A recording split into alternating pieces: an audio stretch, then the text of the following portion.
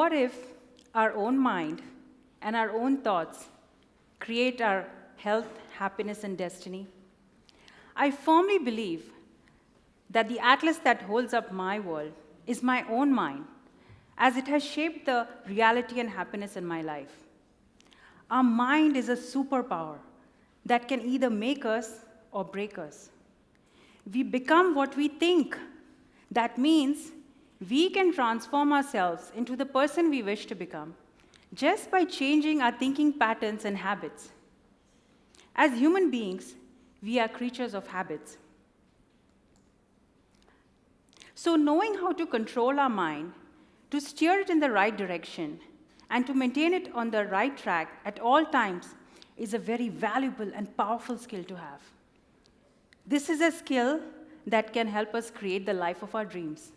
And the best part is, this skill can be learned and developed using the right technique.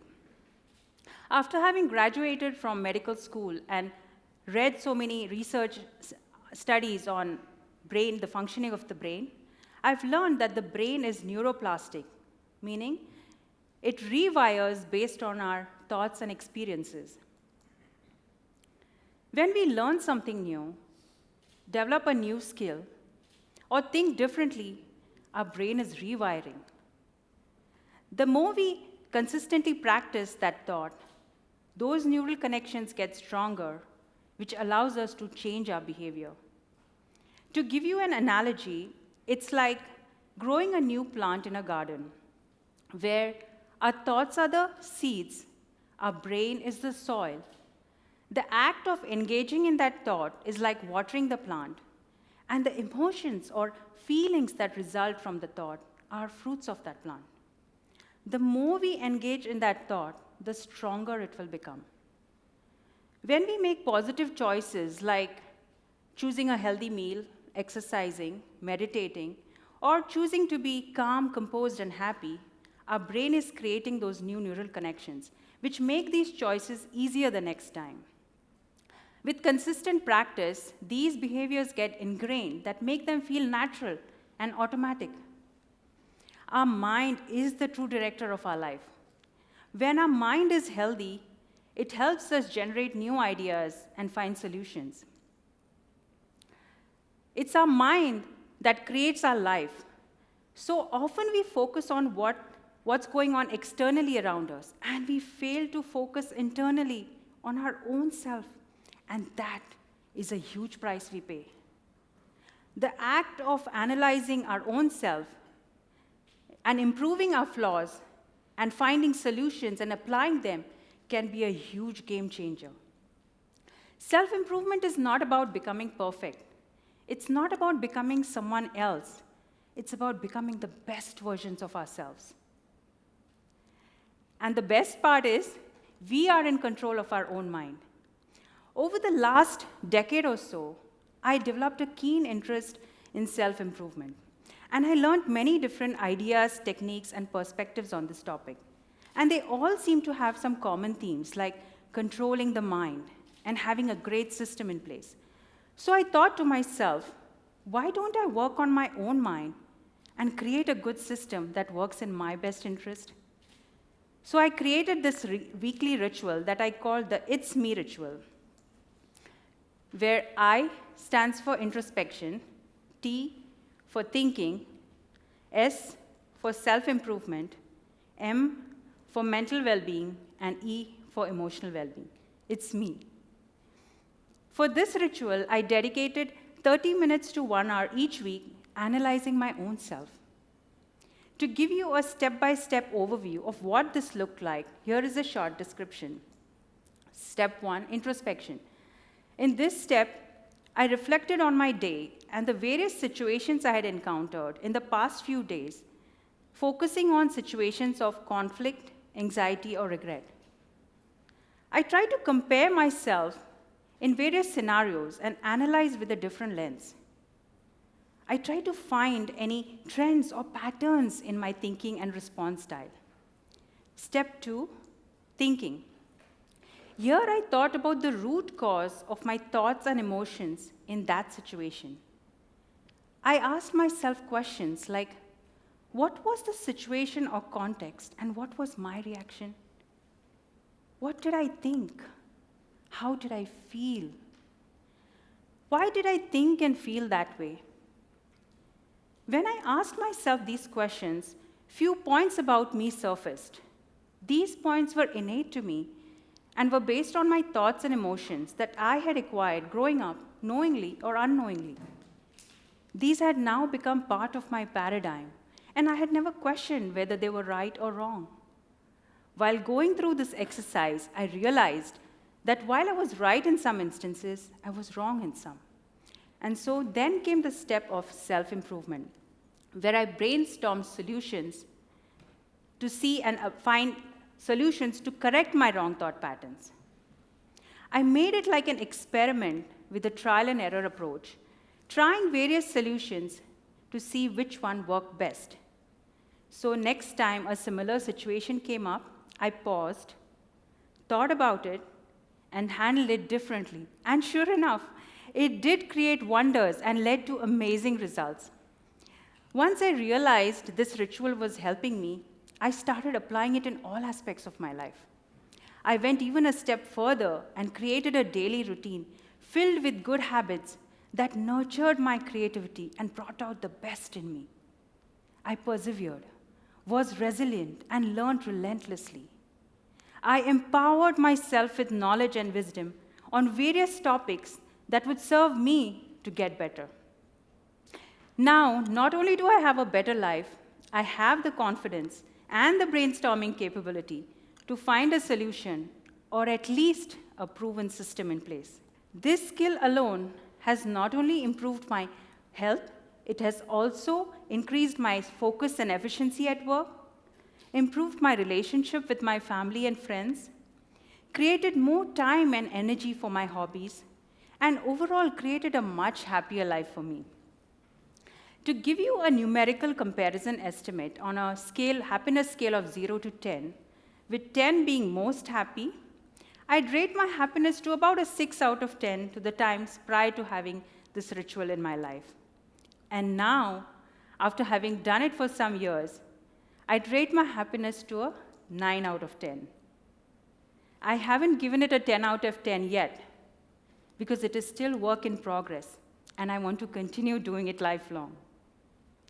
Through this experience, I realized that whenever I was in the normal track or the correct track, the outcomes that resulted were great. But whenever I got out of this normal track and was in the extreme or too much or too less zone, the outcomes were bad. So I decided to keep myself on the normal track at all times and corrected myself whenever I got off it. And the technique that I used to correct myself back on track was the concept of opposites. That is, strengthening the thought, action, or behavior opposite to the skewed one. For example, extreme perfectionism can have its own issues. And so, strengthening the opposite, that is, being okay with a minor imperfection or being just good enough, can help.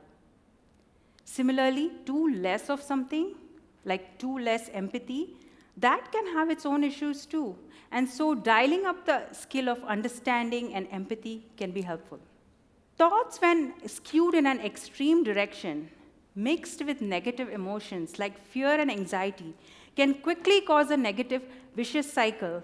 And the best way to break that cycle is to strengthen the thought, action, or behavior opposite to the skewed one.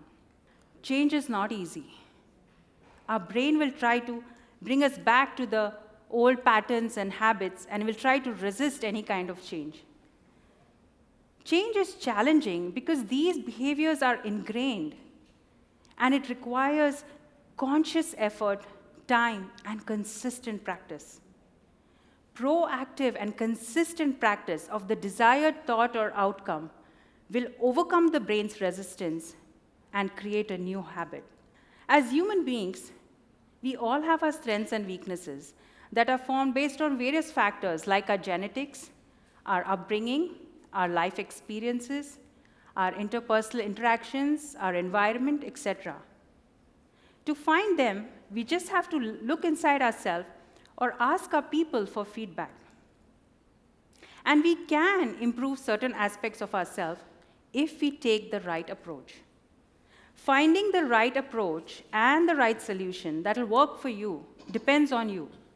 Your knowledge, your understanding, your research, the people you take advice from, the resources you access, your brainstorming style, your execution style, etc. The technique that worked for me or that worked for someone else may or may not work for you. There is no one size fits all here because we all are so different as individuals. But the good news is we all are capable of doing it because we all have a supercomputer, our brain. So why not have a regular It's Me ritual where we work on fixing our flaws and make the best use of our strengths? We all exercise to get physically healthy. Why not also have a regular system to keep our thoughts, emotions, and behavior healthy? Why not? Knowing how habits are formed and using that process to cultivate good habits and routines is fundamental to create a great life. To gain abundance, happiness, and fulfillment, the first step is to design our day that promotes health, energy, focus, and joy.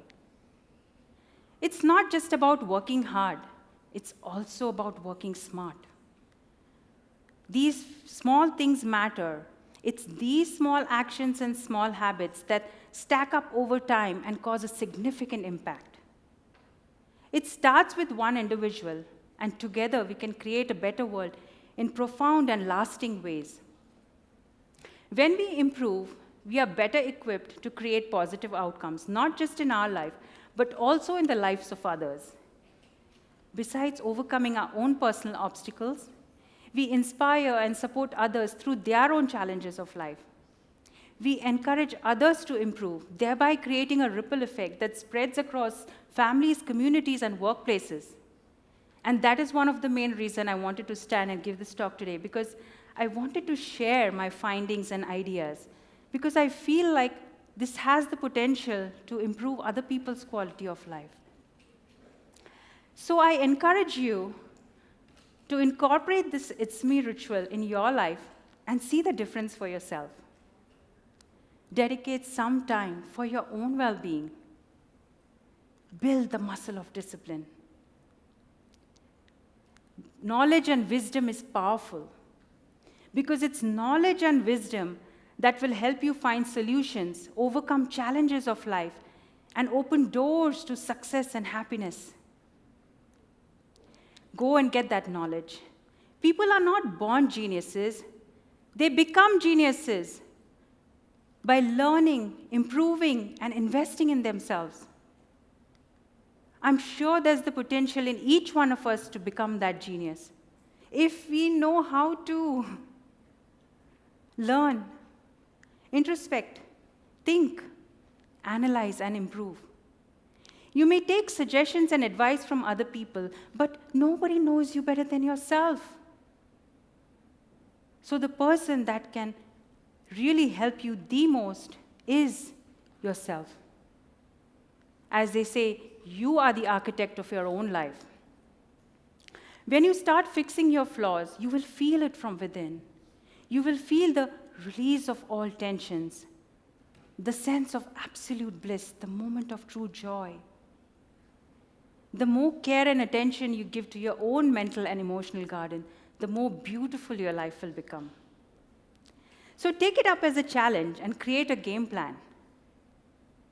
Think and try various solutions. Our brain or mind is a valuable asset. Use the power of thinking to envision your goals and work towards achieving them to create the outcomes you desire. Let these principles guide you in every facet of your life, and you will have the power to create an extraordinary life that you will be very proud of. Thank you.